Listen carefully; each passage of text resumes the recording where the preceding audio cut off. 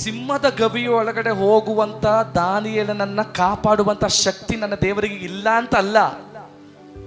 ಅವನನ್ನ ಸಿಂಹದ ಗವಿಯ ಒಳಗಡೆ ಹೋಗಕ್ಕೆ ಅನುಮತಿ ಮಾಡಿದ್ದೇನಕ್ಕೆ ಗೊತ್ತಾ?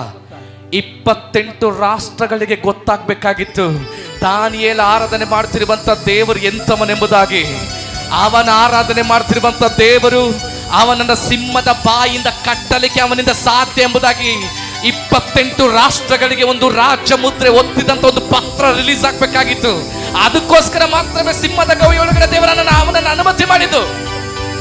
ಸಿಂಹದ ಬಾಯನ್ನು ಕಟ್ಟಲಿಕ್ಕೆ ಗೊತ್ತಿರುವಂತ ದೇವರಿಗೆ ನಿನ್ನ ವಿರುದ್ಧವಾಗಿ ಮಾತನಾಡುವಂತ ಮಾತುಗಳನ್ನು ಕಟ್ಟಲಿಕ್ಕೆ ಅವನಿಗೆ ಗೊತ್ತು. ಸಿಂಹದ ಬಾಯನ್ನು ಕಟ್ಟಲಿಕ್ಕೆ ಸಾಧ್ಯವಾಗಿರುವಂತ ದೇವರಿಗೆ ನಿನ್ನ ವಿರುದ್ಧವಾಗಿ ನಿಂತಿರುವಂತ ವಿರೋಧವನ್ನ ತಡೆಯಲಿಕ್ಕೆ ಅವನಿಗೆ ಚೆನ್ನಾಗಿ ಗೊತ್ತು. ನನ್ನ ಆತ್ಮದಲ್ಲಿ ಪ್ರವಾದಿಸ್ತೇನೆ, ಶದ್ರಕ್, ಮೇಷಕ್, ಅಬೇದೆನಗೋ ಬೆಂಕಿಯಲ್ಲಿ ಹೋಗುವುದಕ್ಕಿಂತ ಮುಂಚಿತವಾಗಿಯೇ ಕಾಪಾಡಲಿಕ್ಕೆ ನನ್ನ ದೇವರಿಗೆ ಶಕ್ತಿ ಇತ್ತು. ಆದ್ರೂ ಅನುಮತಿ ಮಾಡಿದೆ ಯಾಕೆ ಗೊತ್ತಾ? 4ನೇ ವ್ಯಕ್ತಿಯಾಗಿ ಅವನ ಜೊತೆಯಲ್ಲಿ ಸುತ್ತಾಡಲಿಕ್ಕೆ. Hello hello hello hello hello ನಾನೊಂದು ಮಾತು ಹೇಳ್ತೇನೆ.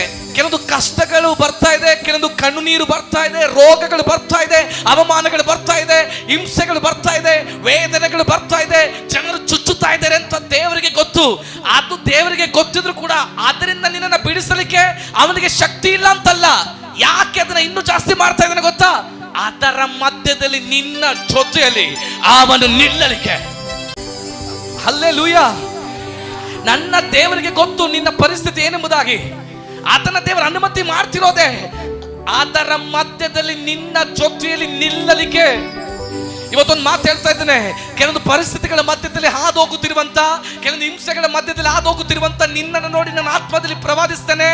ನಿನ್ನ ಜೊತೆ ಯೇಸು ಇದ್ದಾನೆನ್ನುವಂತ ಸತ್ಯವು, ನಿನ್ನ ಜೊತೆಲಿ ಯೇಸು ಇದ್ದಾನೆನ್ನುವಂತ ವರ್ತಮಾನವು ನಿನ್ನ ವಿರೋಧಿಗಳಿಗೆ ಗೊತ್ತಾಗುವಂತ ರೀತಿಯಲ್ಲಿ ಕೆಲವು ಪರಿಸ್ಥಿತಿಗಳನ್ನ ದೇವರ ಅನುಮತಿ ಮಾಡ್ತಾನೆ.